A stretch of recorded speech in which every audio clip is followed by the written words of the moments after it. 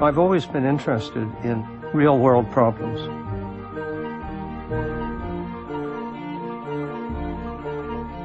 When I ran into my first computer, I thought, wow. I'd seen factories and things. Those machines, they had no ability to change. They had no ability, in short, to think. That was the missing element.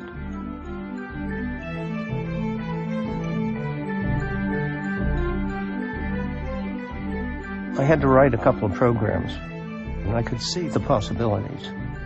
You could do anything with a computer. I was convinced that computers would really change the world. If you have time for a story, I'll tell you why.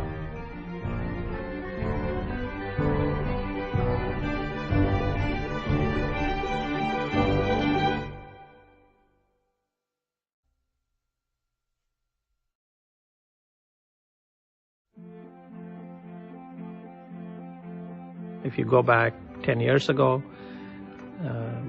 technology to decode the human genome had just occurred.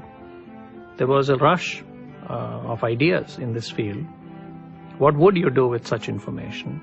Spencer Wells at National Geographic came to us and proposed the idea that what if we could go look at human population all around the planet and look for what is it that makes us similar, and how far back in time and ancestry do you have to go to reconstruct the entire human family tree? We basically use DNA as a tool to study ancient human migrations. How recently did we leave Africa? What were the routes that we took as we moved into Asia? How many people could have made it across the Bering Land Bridge into the Americas? These big kind of anthropological questions. This whole notion that if you look beneath the surface, we're virtually identical. 99.9% identical, in fact. These genetic patterns that are retained in the DNA of indigenous groups around the world are kind of disappearing. They're kind of being thrown into a big melting pot. A good thing socially, perhaps, but it makes our work really tough. The push is to get out there and get the samples on the ground. And that's really the impetus behind the Genographic project.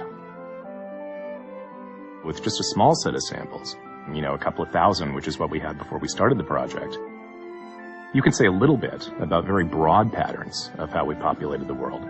But, it's so much better if you could get hundreds of thousands of people around the world participating. It was obvious that this is going to be a very data-intensive and analytically intensive project.